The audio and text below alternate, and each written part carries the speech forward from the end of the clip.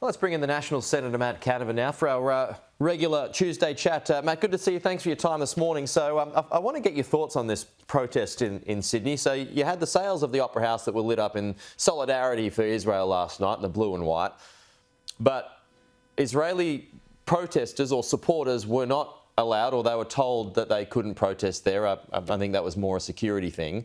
But then Palestinian supporters were allowed to protest there, despite the wishes of the Prime Minister. So it's all very convoluted, but what are your thoughts on what took place and the scenes that followed, with Israeli flags being burnt and flares being set off and those chants that came as well?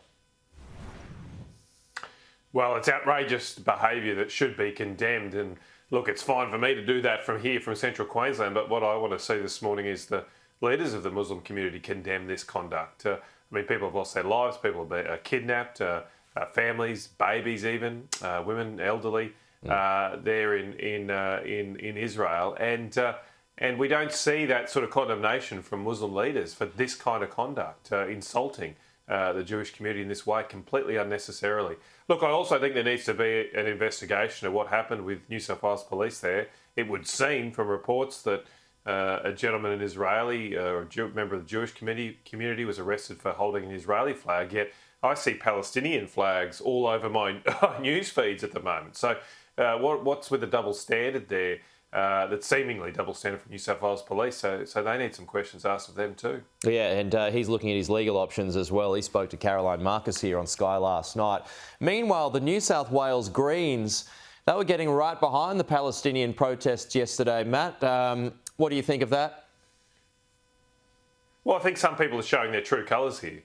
Often the Greens present themselves as some warm, cuddly teddy bears, but here they are lining up, not condemning some of the most barbaric, violent acts we've seen this century.